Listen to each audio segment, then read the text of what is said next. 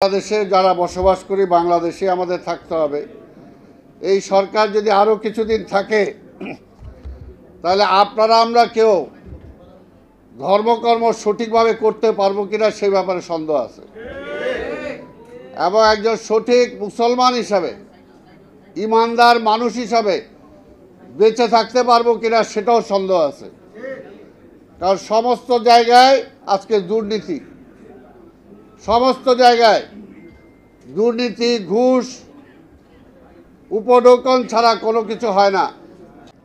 আমাদের ছেলে মেয়েদেরকে কি শিক্ষা দেওয়া হচ্ছে এই ব্যাপারে কি আমরা সজাগ? এই ব্যাপারে আমরা সজাগ না। আমার ভবিষ্যৎ প্রজন্মকে তারা কোন দিকে ঠেলে দিতে চাচ্ছে? আওয়ামী লীগ তারা ধর্মের কথা বলে, কখন বলে? যখন ঠেকায় পড়ে। তারা ধর্মহীনতায় বিশ্বাস করে, কোনো ধর্মেই তাদের বিশ্বাস নাই। এই আওয়ামী লীগের আমলে যেমনি মসজিদের অপমান তারা করেছে, তেমনি প্যাগোডার, তেমনি মন্দিরের অপমান তারা করেছে। তারা শুধুমাত্র ক্ষমতার জন্য এমন কোনো কাজ নাই যে তারা করে নাই। তো কিন্তু আল্লাহর তরফ থেকে মায় ঠিকই আছে। কাজে আমার এখানে নির্বাচন আমি কিভাবে করব সেটা আমি ঠিক করব, এটাকে ভালো ঠিক করে দিবে?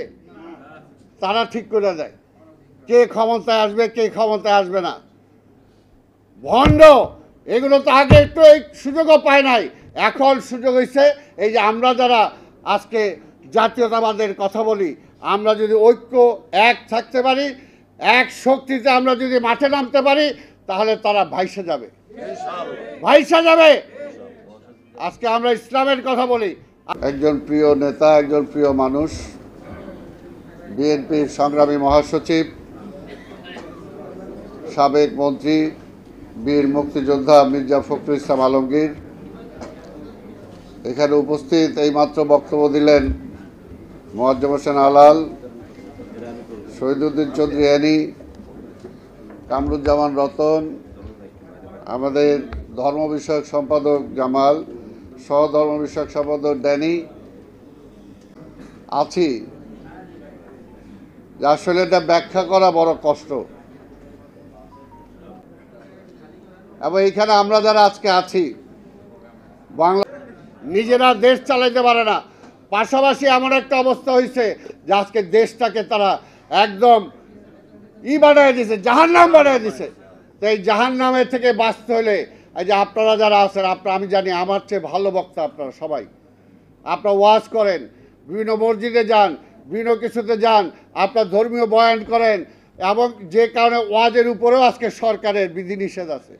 কিন্তু তারপরে বলবো আপনারা প্রত্যেকটা এলাকায় আজকে ওয়াজের নামে জনগণকে সত্যিকার দেশের অবস্থাটা তুলে ধরতে হবে, সাহস করে বলতে হবে, ইমানি দায়িত্বটা পালন করতে হবে।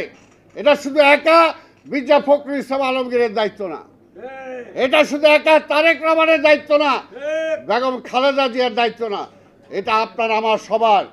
আজকে দেশটাকে ধ্বংস করে দিতেছে, আজকে এই দেশটাকে আজকে প্রতিবেশী রাষ্ট্রের একটা অঙ্গরাজ্য পরিণত মতো অবস্থা আজকে নিয়ে চলে গেছে। বর্তমান অর্থনৈতিক অবস্থা এমন পর্যায়ে নিয়ে ঠেকিয়েছে, কোনো পরিবার, সচ্ছল পরিবার যদি 20-25 হাজার টাকা ঢাকা শহরে ইনকাম থাকে, তাহলে বুকে হাত দিয়ে বলতে পারবে না যে সৎ পথে সেই ঢাকা শহরে বেঁচে আছে।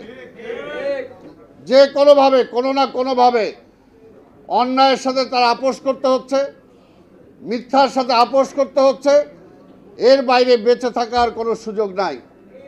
এর প্রতি ফরজ হয়ে গেছে যাতে আমরা যদি আমার ইমান আকিদা নিয়ে বেঁচে থাকতে চাই, তাহলে যত দ্রুত সম্ভব এই ধর্মহীন সরকারকে ক্ষমতা থেকে নামানো, এই যে অবদান এই দেশের জন্য, এই অবদানের ধারে কাছেও এখন পর্যন্ত আওয়ামী লীগ আসতে পারে নাই।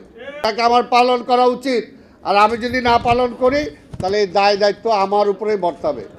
আজকে এমন একটা অবস্থায় দেশ চলে গেছে, আল্লাহ কি বেনজিরে ছাড়ছে? ছাড়ছে?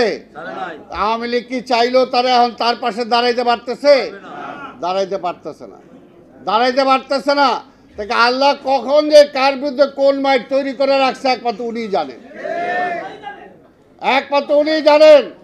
আরে এত টাকা পয়সা, এত অগাধ সম্পত্তি অবৈধভাবে কামাইছে, আজকে দুনিয়ায় বেঁচে থাকা অবস্থায় এই সম্পদ তার একটা বোঝা হয়ে গেছে, বোঝা হয়ে গেছে না?